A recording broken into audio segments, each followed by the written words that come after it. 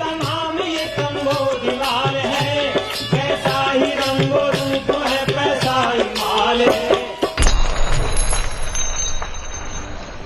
नमस्कार, मैं हूं शुभम शंकधार। आप देख रहे हैं मनी 9। स्वागत है आपका मनी सेंट्रल। आज व्यवस्था आपको थोड़ी अलग लग रही है। एक तो मैं कई दिनों बाद आया और उसके बाद आज मैं फिर स्टूडियो से नहीं। मैं कहाँ हूं ये मैं आपको बताऊंगा। आज खबरों का विश्लेषण करने के लिए अंशुमान जी होंगे, लेकिन अंशुमान जी भी स्टूडियो से नहीं। तो मैं और अंशुमान जी दोनों हैं देश की आर्थिक राजधानी मुंबई में। क्यों है? शायद आप अगर नियमित दर्शक हैं तो आप तक इसकी ध्वनि पहुंच गई होगी। हम यहाँ हैं देश के सबसे बड़े personal finance summit, financial freedom summit के दूसरे संस्करण। मंच तैयार हो गया है, आपके सवाल लेने के लिए हम आ गए हैं। आपके मन में अगर कोई भी सवाल है जो आप चाहते हो कि कल पूरे दिन जो बड़े गेस्ट हमारे साथ आएंगे, जिनकी तस्वीरें आप इस समय स्क्रीन पर देख रहे हैं, अगर आप चाहते हैं कि इन एक्सपर्ट्स में से कोई ऐसे एक्सपर्ट हैं जिनके बारे में जिनसे आप कोई सवाल पूछना चाहते हैं, तो आप हमको लिख दीजिए।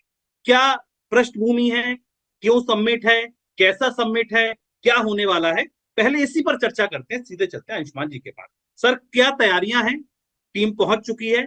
क्या क्या तैयारियां हैं? कैसे हम लोग कल आगे बढ़ने वाले हैं? Shubham, personal finance summit money 9 का ये दूसरा संस्करण है और पर्सनल फाइनेंस पर फाइनेंशियल सिक्योरिटी पर चर्चा का कोई मौसम, अवसर या मुहूर्त नहीं होता। ये चर्चा हमेशा होती रहनी चाहिए, हमेशा चलती रहनी चाहिए, क्योंकि वित्तीय सुरक्षा हमारे लिए सबसे जरूरी है। लेकिन फिर भी साल में एक बार ऐसा मौका होता है जब मनी 9 अपने मंच पर देश भर के उन समस्त सभी लोगों को बुलाता है, जुटाता है, जो नीति बना रहे हैं, जो आपका निवेश संभाल रहे हैं, जो पॉलिसी मेकर्स हैं, जो रेगुलेटर्स हैं, और वो आकर ये बात करते हैं कि भारत के अधिकतम लोगों से, भारत की अधिकांश आबादी से वित्तीय सुरक्षा भी कितनी दूर है और इसे हासिल करने के लिए क्या करना चाहिए। मनी 9 के नियमित दर्शकों को पता है कि इस सम्मेलन की पृष्ठभूमि तैयार होती है मनी 9 के हर साल आने वाले पर्सनल फाइनेंस सर्वे से, जो भारत का सबसे बड़ा सर्वे है। और उससे इस साल कई जानकारियां हमारे सामने निकल कर आई, जिन्होंने हमें बताया कि अब भारत के पर्सनल फाइनेंस स्पेस में या भारत लोगों की वित्तीय सुरक्षा के लिए और भी कई तरीके के काम करने की जरूरत है। वित्तीय सुरक्षा कहाँ कितनी है, किसके पास कितना बीमा है, कौन कितना निवेश कर रहा है, इससे जुड़े तमाम असंख्य सवाल हैं लोगों के दिमाग में, उद्योग के दिमाग में, जिन्हें मनी 9 लेकर पहुंचा है मुंबई। और मुंबई के इस समिट में पूरे दिन भर, कल दोपहर 12 बजे से शाम 8 बजे तक, देश के सभी प्रमुख वित्तीय विशेषज्ञ, देश के सभी प्रमुख म्यूचुअल फंड्स के मुखिया, जो जो करोड़ों का इन्वेस्टमेंट संभालते हैं, हम उनके साथ होंगे, पूछेंगे और जानने की कोशिश करेंगे कि भारत के अधिकांश लोगों को भविष्य की सुरक्षा के लिए क्या मिलना चाहिए, क्या हो गया है, कितना हुआ है और कितना और जरूरी है। जी देखिए, बिल्कुल कौन कौन होगा। अंशुमान जी ने कहा कि वो लोग होंगे जो आपका पैसा संभाल।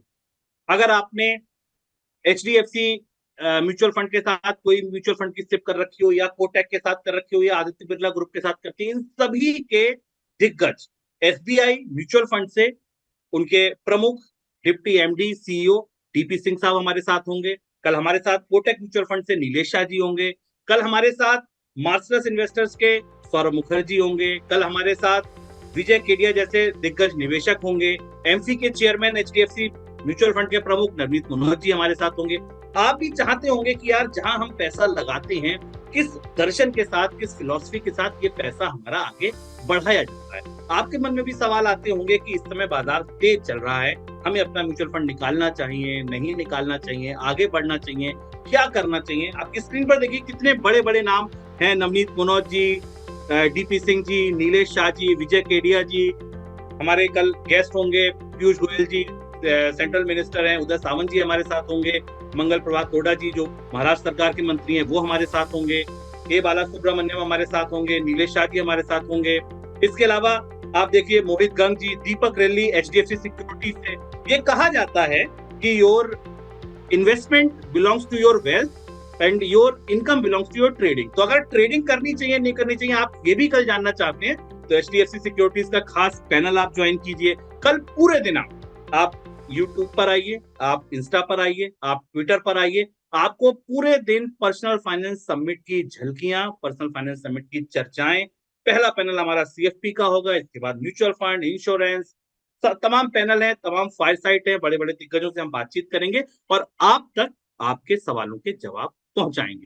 मंच हमारा, सवाल आपके। सवाल भेजना शुरू कर दीजिए, जो सवाल आप पूछना चाहते हैं आज आप लिखिए मनी सेंट्रल में। मेरा प्रॉमिस आपसे, जितने पैनल हमारे जो एंकर करेंगे, चाहे अंशुमान सर करें, चाहे हमारी एडिटर पर्सनल फाइनेंस प्रियंका संभव करें, चाहे मैं करूं, चाहे विपुल जी करें, जिन एंकर्स को आप रोज सुनते हैं, इन हर एंकर से मैं दरख्वास्त करूंगा कि भाई मनी 9 के दर्शक के ये सवाल आए हैं और इनको आप लोगों से पूछिए। तो आप बिना किसी देरी के तत्काल सवाल लिखना शुरू कर दीजिए। तो ये था हमारा आने का मोटिव, इसलिए हम आज स्टूडियो से नहीं है। अगर पिछले कुछ दिनों से आप मुझे नहीं देख पा रहे थे, नहीं सुन पा रहे थे, उसकी वजह ये थी कि इसी समिट की तैयारियों में हम बिजी थे। आपके लिए कुछ बड़ा करना था, इसलिए बहुत सारे प्रयास करने थे। लेकिन हाँ, अब ये समिट के बाद मैं फिर से और अंशुमान जी फिर से स्टूडियो से आपके साथ जुड़ना शुरू कर। अब समिट के इतर कुछ बड़ी खबरें भी आप ये जानना चाहेंगे कि ठीक है, समिट की तो बात होगी, खबरें कौन सी हैं? तो अब खबरों पर चर्चा शुरू करते हैं। पहली खबर जो आज हम पकड़ते हैं वो पकड़ते हैं सीजीएसटी से जुड़ी। सुप्रीम कोर्ट ने केंद्र सरकार और अन्य को सीजीएसटी के तहत मुनाफाखोरी रोधी प्रावधान को चुनौती देने वाली याचिका पर नोटिस जारी किया। सुप्रीम कोर्ट की ओर से यह आदेश उस याचिका पर दिया गया है जिसमें जीएसटी अधिनियम के तहत मुनाफाखोरी रोधी प्रावधान को बरकरार रखने के लिए दिल्ली हाईकोर्ट के फैसले को चुनौती दी गई थी। सर, क्या पूरा मामला है? कौन सा फैसला था? कौन चोरी कर रहा था जिस पर यह नोटिस दिया गया? क्या पूरा मामला ये सब? हम इस खबर पर चलें तो समिट के मामले में एक बात और जोड़ दें। ये पूरा समिट आपको मनी 9 के सारे चैनल्स पर सुबह से लाइव मिलेगा, इसे आप लाइव देख सकते हैं। और दूसरा ये है कि इस समय इन मनी 9 के फाइनेंशियल फ्रीडम समिट का जो सबसे महत्वपूर्ण कॉन्टेक्स्ट है वो ये कि भारत के पूरे पर्सनल फाइनेंस स्पेस में नियमों की दृष्टि से काफी बड़ा बदलाव चल रहा है। फिनटेक क्षेत्र में आरबीआई सख्ती कर रहा है। आईआरडीए इंश्योरेंस के लिए नए कानून, नए नियम बनाने की कोशिश कर रहा है। कंपोजिट लाइसेंस लाने की बात की जा रही है। एक ही कंपनी को कई बीमा सेवाओं के नोटिस के सेवाएं देने की छूट देने की बात की जा रही है। म्यूचुअल फंड स्पेस में सेबी ने बहुत सारे नियम बदले हैं। चर्चा है कि 500 रुपए की सिप आनी चाहिए। ये सब कई सारी चीजें एक साथ काफी बड़े घटनाक्रम हो रहे हैं पर्सनल फाइनेंस के स्पेस में, जो आपको सीधे प्रभावित करेंगे, आपकी बचत के, आपके निवेश को आने वाले समय में प्रभावित करेंगे। और ये सारे सवाल इस बार की चर्चा में होंगे, इसलिए आप इसे मनी 9 के साथ जुड़िए। अगर आप बॉम्बे में हैं तो आप हमसे संपर्क कर सकते हैं, हमारी वेबसाइट पर जाकर अपने आप को रजिस्टर करा सकते हैं और हमारी टीम आपसे संपर्क करेगी और हम कोशिश करेंगे कि हम आपको को होस्ट कर सकें, बुला सकें। हम अगले सवाल पर आते हैं। मनी 9 के पिछले संस्करणों में हमने इस खबर पर चर्चा की थी कि भारत की सभी प्रमुख कंपनियां, सभी प्रमुख उपभोक्ता उत्पाद कंपनियां मुनाफाखोरी की दोषी पाई गई हैं। जीएसटी कानून के तहत एक एंटी प्रॉफिटियरिंग प्रावधान है, जिसमें जब भी सरकार जीएसटी में रियायत देती है तो कंपनियों का दायित्व तो बनता है कि वो इस रियायत को उपभोक्ताओं तक पहुंचाएं।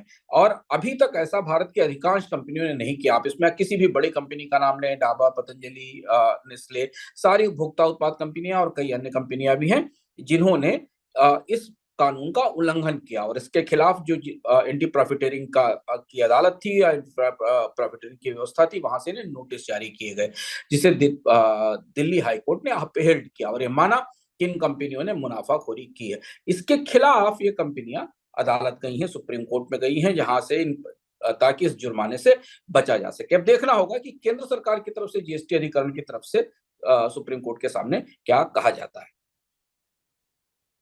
देखिए, शायद सर आपकी और मेरी बात लोगों ने सुन ली है और सवाल आने शुरू हो गए हैं। अपूर्वा जी हैं जो ये जानना चाहती हैं कि आप दिग्गजों से पूछिए क्या ये सही समय है निवेश करने का। ऐसे ही तमाम और लोग भी सवाल भेज रहे हैं। बिल्कुल, आप लोगों के सवाल हम अभी से इकट्ठे करने शुरू कर रहे हैं और कल हम पूछेंगे। अगली खबर की ओर बढ़ते हैं। राजस्थान चलते। राजस्थान सरकार ने गेहूं की खरीद पर बोनस देने का ऐलान किया। बोनस क्या होता है पहले ये समझिए कि केंद्र सरकार ने गेहूं की एमएसपी तय की। ठीक है, एमएसपी का भाव है 2275 रुपए और राजस्थान सरकार ने कहा हम 125 रुपए प्रति क्विंटल का बोनस दे। इसका मतलब क्या हुआ कि 2275 की एमएसपी प्लस इस पे 125 रुपए आप और जोड़ दीजिए, राज्य सरकार के बजट से आएंगे। तो अब जो गेहूं का जो समर्थन मूल्य हो जाएगा वो 225 रुपए प्लस 125 रुपए, 2275 प्लस 125 रुपए, तो 2400 रुपए आसपास आपको मिलेगा राजस्थान में अगर आप अपना गेहूं किसी मंडी में बेचने जाते हैं और वो सरकारी स्थिति पर बनता है। राज्य में गेहूं की सरकारी खरीद सार्वजनिक वितरण प्रणाली की वास्तविक जरूरत से कम होने का अनुमान है। इस वजह से, और खाद्य सुरक्षा के लिए जरूरी है ज्यादा, इस वजह से ऐसा कदम उठाया जा रहा है। सर, यहाँ पर दो सवाल हैं। मेरे सवाल के दो सिरे हैं जो मैं आपसे पूछना चाहूंगा। पहला तो ऐसी जरूरत क्यों पड़ी कि एक राज्य सरकार इतनी एमएसपी के बाद भी आगे बढ़कर बोनस दे रही है। और दूसरी बात, अगर क्या ये सेंटीमेंट उस बाजार को जहां पे पहले से कीमतों में आग लगी है और हवा देगी?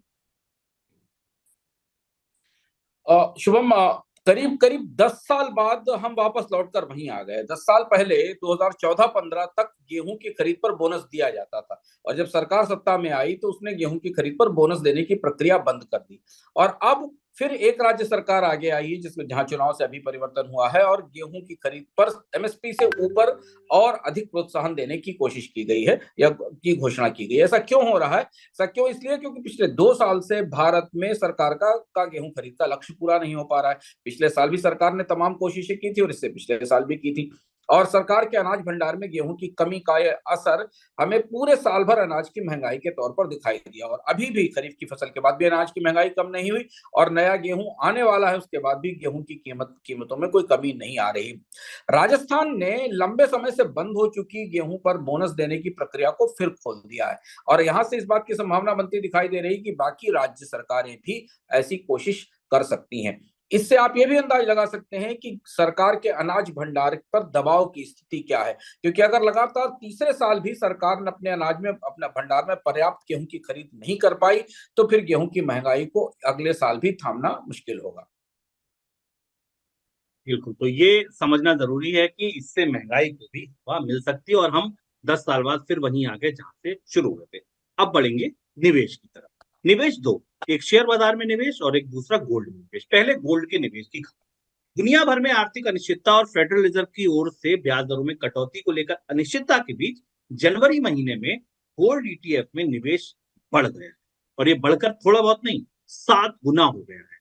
निवेश 7 गुना बढ़कर 657 करोड़ रुपए हो गया है। दिसंबर में गोल्ड ईटीएफ में 88 करोड़ रुपए का निवेश आया था, और अब ये निवेश बढ़कर 657 करोड़ रुपए हो गया है।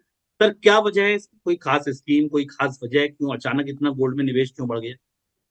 धीमे धीमे ईटीएफ भारत में लोकप्रिय हो रहे हैं, और उसमें भी गोल्ड के ईटीएफ महत्वपूर्ण है, क्योंकि भारत में अब गोल्ड की खरीद केवल फिजिकल के आधार पर नहीं, बल्कि अब धीमे धीमे गोल्ड का डिजिटाइज्ड स्वरूप तेजी से लोकप्रिय हो रहा है। सॉवरेन गोल्ड बॉन्ड आने के साथ लोगों ने गोल्ड बॉन्ड में निवेश करना शुरू किया, डिजिटल गोल्ड खरीदना शुरू किया, और अब ईटीएफ एक महत्वपूर्ण निवेश के विकल्प के तौर पर सामने आया है। और चूंकि हम लगातार बताते रहे हैं, मनी सेंट्रल में भी, इकोनॉमिका में भी, कि सोने की कीमतों में बढ़ोतरी का रुख लगातार आने वाले समय तक बना रहेगा, और इसलिए निवेशक हर उस विकल्प का इस्तेमाल करना चाहते हैं जहां से उन्हें सोने में बेहतर रिटर्न या मार्जिन मिल सके, और इसलिए गोल्ड ईटीएफ एक उभरता हुआ निवेश विकल्प है जिसमें काफी लोग निवेश कर रहे हैं। दूसरी एक और बात यह कि गोल्ड ईटीएफ अब म्यूचुअल फंड इंडस्ट्री की भी पसंद बन रहा है।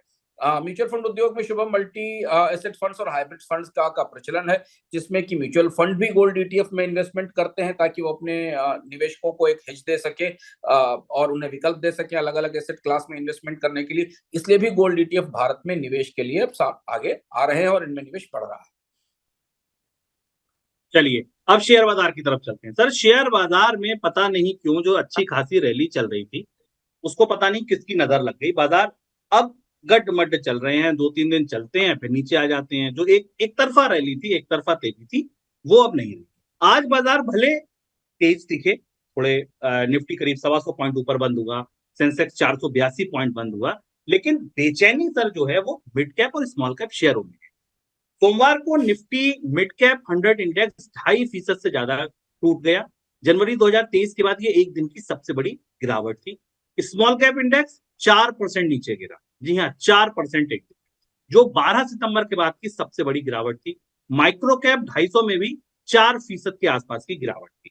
देखिए, ये हम सबको पता है कि बाजार थोड़ा चलते हैं तो मिड कैप स्मॉल कैप उनकी तुलना में ज्यादा चलते हैं, और बाजार जब थोड़ा सिकुड़ते हैं, थोड़ा गिरते हैं, थोड़ा सा कमजोर होते हैं, तो मिड कैप स्मॉल कैप ज्यादा बैठ जाते हैं। हाई बीटा होते हैं, थोड़ा चलेंगे तो ज्यादा चलेंगे, थोड़ा गिरेंगे तो ज्यादा गिरेंगे। लेकिन सर, ये मिड कैप स्मॉल कैप ही वो इंडेक्स होते हैं जहां सबसे ज्यादा रिटेल निवेशक, छोटे निवेशक पैसा डालते हैं। कैसे आप देख रहे हैं इस गिरावट को, इस बेचैनी को? बाजार की नब्ज पकड़कर हाल बताइए। पिछले साल सितंबर अक्टूबर के बाद से ही ये बात बाजार में स्पष्ट हो गई थी कि मिड कैप और स्मॉल कैप इंडेक्सेस में ये स्टॉक्स में जितनी रैली उनके फंडामेंटल्स के बेस पर आनी थी वो आ चुकी है, और इसके बाद अगले किसी करेक्शन में इनमें गिरावट आएगी। और ये बात केवल निवेशकों की तरफ से नहीं, फंड मैनेजर्स की तरफ से भी कही गई थी। लेकिन हमने देखा शुभम की केवल मिड कैप और स्मॉल कैप स्टॉक्स में सीधा निवेश ही नहीं बढ़ा, इससे जुड़े म्यूचुअल फंड्स में भी लोगों ने काफी निवेश बढ़ाया। मिड कैप और स्मॉल कैप स्टॉक्स के की अपनी एक कैपेसिटी, एक क्षमता है, उनके फंडामेंटल्स उन्हें एक सीमा तक ही ऊपर उठाकर ले जा सकते हैं। और जैसा होता है कि बाजार में जब रैली का या तेजी का दौर आता है और जो महंगे लार्ज कैप स्टॉक्स हैं जिनमें निवेश करने की क्षमता छोटे निवेशकों की नहीं होती है, उनके लिए मिड कैप और स्मॉल कैप कंपनियां सहारा होती हैं, जहां पर वो कम पूंजी के आधार पर निवेश कर सकते हैं। और इसलिए हमने इनमें अक्सर तेज रैली बनते देखी है, और वो कहीं ना कहीं स्पेकुलेटिव बबल भी होता है, कहीं ना कहीं वो सट्टेबाजी का बबल भी होता है। अब जब बाजार जनवरी की शुरुआत से काफी डावाडोल है, उतार चढ़ाव की स्थिति में है और वॉलेटिलिटी काफी ज्यादा है, और जब भी बाजार में वॉलेटिलिटी होगी, उतार चढ़ाव होगी, तो उस तूफान में सबसे पहले जिनके पैर उखड़ते हैं वो स्मॉल कैप और मिड कैप होते हैं, और वही स्थिति अब हमें होती दिखाई दे रही है। लेकिन आप एक पूरा formula small cap mid cap पर लागू नहीं कर सकते। इसमें अच्छी और मजबूत कंपनियां होंगी जिन्होंने इस गिरावट को बीट किया होगा। अगर पूरा मार्केट 4% गिरा है तो शायद वो कंपनियां 2 या 3% गिरी होंगी। लेकिन सेंटिमेंट के तौर पर बाजार के अंदर अगर आप बात करें तो ये पता चलेगा कि स्मॉल कैप और मिड कैप कंपनियां जनरली अपने वैल्यूएशन से काफी ऊपर हैं, और उनमें अब मुनाफा वसूली का मौका आ गया है, और वही स्थिति हमें बाजार में होती दिखाई दे रही है। तो इसलिए अगर आपने स्मॉल कैप मिड कैप में निवेश कर रखा है, या स्मॉल कैप मिड कैप में निवेश करने वाले म्यूचुअल फंड्स में निवेश कर रखा है, तो थोड़ा सतर्क हो जाइए, क्योंकि आप ये जो गिरावट है ये आपके म्यूचुअल फंड निवेश पर भी असर डालेगी। बिल्कुल। तो अब अंशुमान जी की बात को अगर मैं समझ पाया तो उनका ये कहने का मतलब है, अब तक जैसे सब दौड़ रहे थे अब सब नहीं दौड़ेंगे, कुछ दौड़ेंगे। बाजार में मुनाफा वसूली अब आसपास दिख रही है, इलेक्शन है आगे, बड़ा इवेंट है आगे, तो अब आपको थोड़ा सा संभल कर चलने की जरूरत है। ऐसा नहीं है कि बाजार में कल ही कोई बहुत बड़ी गिरावट आ जा रही है, लेकिन हाँ, यहां से संभल के चलने की जरूरत है, हाथ पकड़कर चलिए। अब हम बढ़ते हैं दिन की सबसे बड़ी खबर की।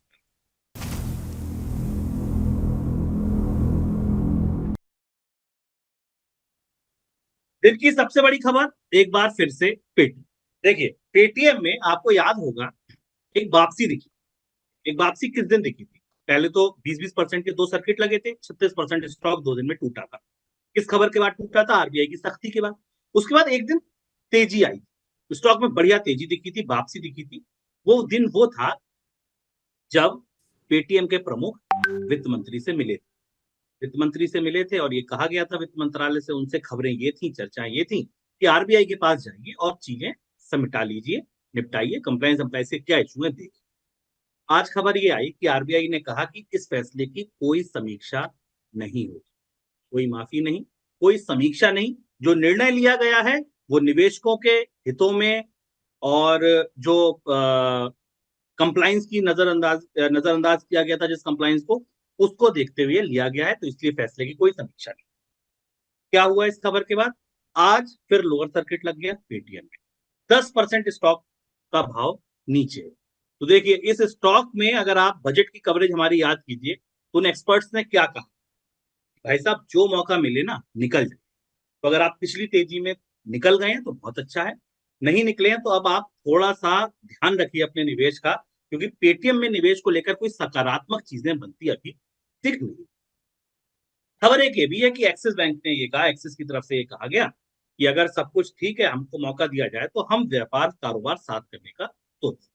सर, पहली बात ये कि आरबीआई ने इतना दो टूक क्यों कह दिया? क्या मतलब कंप्लायंसेस के इशू इतने गहरे हैं, इतने गंभीर हैं? इस बयान का मतलब क्या समझा जाए कि फैसले की समीक्षा नहीं?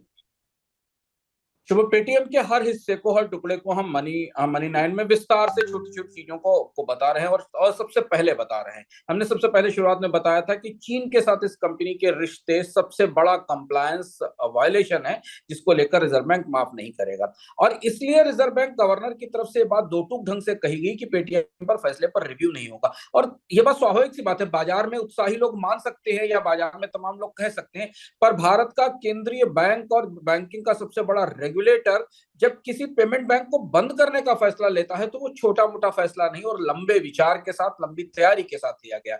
जिनको पिछला अतीत याद नहीं, उन्हें याद रखना चाहिए कि 2022 से पेटीएम पेमेंट बैंक पर आरबीआई की सख्ती चल रही है, और इससे पहले 2018 से दरअसल प्रक्रिया शुरू हुई थी। और इसलिए वित्त मंत्रालय ने भी पेटीएम के पूरे मामले में हाथ डालने से मना कर दिया। आपको याद होगा वित्त मंत्रालय की तरफ से कहा गया कि भाई जहां का मामला है वही निपटिए, रिजर्व बैंक ही रेगुलेटर है और वहीं से जाकर बात करिए। और उसके ठीक 24 घंटे 48 घंटे बाद रिजर्व बैंक ने कह दिया कि हमें कोई रिव्यू करने का इस पूरे मामले में कोई माफी देने की कोई तैयारी नहीं है। यानी पेटीएम अब उन सारे आरोपों का, उन सारे कंप्लायंस के मुद्दों का पेटीएम को समाधान निकालना पड़ेगा, ढूंढना पड़ेगा जो थे।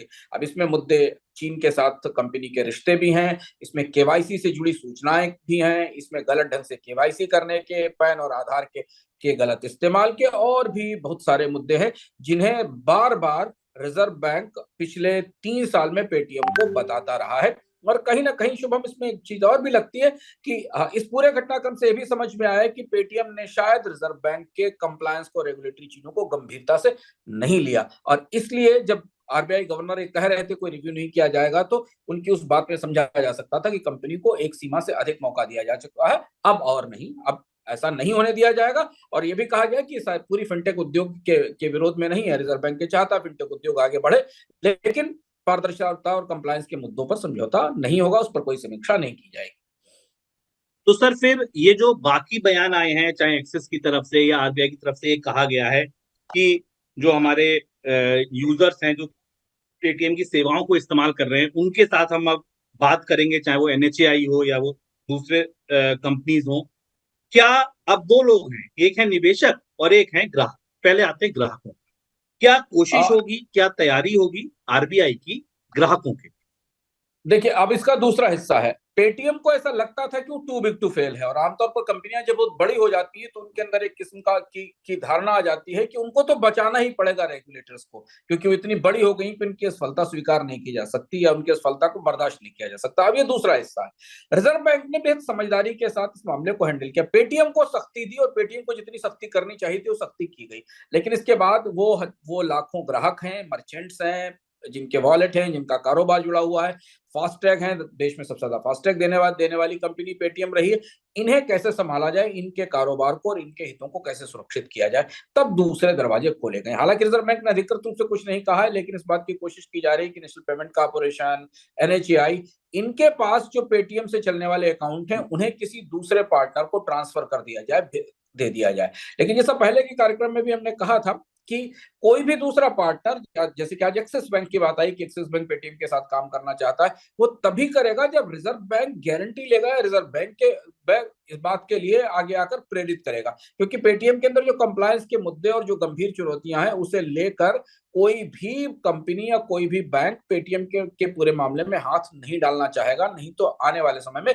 उसे इन समस्याओं का सामना करना पड़ सकता है। तो अब रिजर्व बैंक को यह तय करना होगा कि पेटीएम का तो कंप्लायंस का मुद्दा अब पीछे हो गया, कंपनी का पेमेंट बैंक बंद हो गया, क्या वो कंपनी के संचालनों का रिव्यू करके, जांच करके इस स्थिति में पहुंच जाएगा कि वो किसी दूसरे ऑपरेटर को, किसी दूसरे बैंक को सामने लाए और पेटीएम के कारोबार को संभालने के लिए कहे, क्योंकि वहां बहुत बहुत बड़ी संख्या में लोगों के कारोबार, उनका निवेश, उनकी बचत, उनकी सेवाएं, सर्विसेज से प्रभावित होगी। क्योंकि पेटीएम के पास यूटिलिटीज के बिल के अकाउंट्स भी हैं, सरकारी एजेंसियों के भी अकाउंट हैं, ईपीएफओ ने तो अपना काम ही बंद कर दिया, वो सारे अकाउंट्स क्या होंगे, ये सवाल अभी तक बहुत स्पष्ट रूप से इसका जवाब अभी भारत में रेगुलेटर से, रिजर्व बैंक से नहीं मिला है।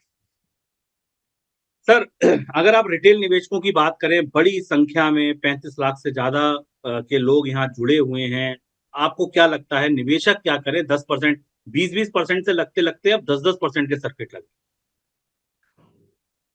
पेटीएम का जो पूरा बिजनेस मॉडल है ना शुभम, जो पेमेंट्स बैंक पर केंद्रित था, जिसके आधार पर माइक्रो लोन्स दिए जाते थे, और पेटीएम ने अपने पेमेंट बैंक को अपने वॉलेट से जोड़ रखा था और बहुत सारे ट्रांजेक्शन उसके जरिए होते थे, वो बिजनेस मॉडल तो अब कोलैप्स कर गया, वो तो टूट गया, ये बात स्पष्ट रूप से दिखाई दे रही है।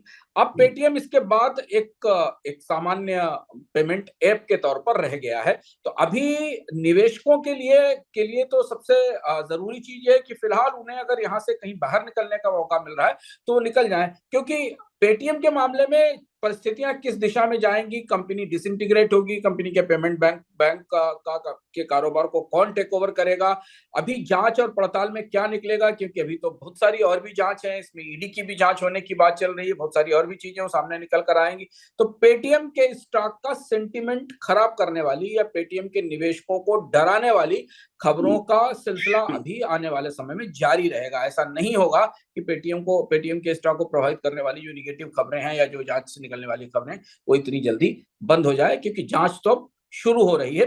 पेटीएम की तरफ से भी इस बात की कोशिश की जा रही है कि कंप्लायंस के नियमों को लेकर आए, तो जब कंप्लायंस आगे आएंगे और उसकी जांच शुरू होगी तो उसका असर कंपनी के स्टॉक्स की संभावनाओं पर जरूर पड़ेगा। और वैसे भी भाई साहब 6000 कंपनियां लिस्ट हैं स्टॉक एक्सचेंज पर, आप पहले से फंसे हैं, आपका केस ही दूसरा है। दूसरे लोग हुए हैं जो नया निवेश करने की सोच रहे हैं, तो इससे बिल्कुल ना करें। क्यों करना, जब एक कंपनी को लेकर इतना ज्यादा दिक्कत है, इतनी सारी और कंपनियां हैं, बाजार वैसे ही वॉलेटाइल है, तो आप इससे तो बच के चलें। हाँ, अगर आप पहले फंस गए हैं, किस लेवल पर फंसे हैं ये इंपॉर्टेंट है, क्या नजरिया था, किस लक्ष्य के साथ थे, तो आप हेलो मनी 9 में आइए, तमाम गेस्ट आ रहे हैं, वो आपको बिल्कुल राय देंगे कि आप इस पर क्या कर। आज के मनी सेंटर में ये बड़ी खबरें थी जो हमने डिस्कस की, और चलते चलते एक बार आपको फिर याद दिला दें कि फाइनेंशियल फ्रीडम समिट कल पूरे दिन मनी 9 के सारे हैंडल्स पर, सारे चैनल्स पर लाइव रहेगा। ट्विटर पर आप #ट्रेंड होगा, आप देखिए, आप उसमें सहयोग कीजिए, और हम कोशिश करेंगे आपको ज्यादा से ज्यादा अपनी जानकारी पहुंचा पाए, ज्यादा से ज्यादा आपके सवालों को हम उसमें शामिल कर पाए। अभी जितने मनी सेंटर में सवाल आए हैं, इसको हमने ले लिया है। एक ग्लिम्स आप चलते चलते देखिए फाइनेंशियल फ्रीडम समिट का। सबको आर्थिक सुरक्षा की आशा, अच्छे जीवन की अभिलाषा कैसे होगी पूरी? क्या हुआ, क्या है जरूरी? पैसे की दुनिया के दिग्गज बताएंगे राह।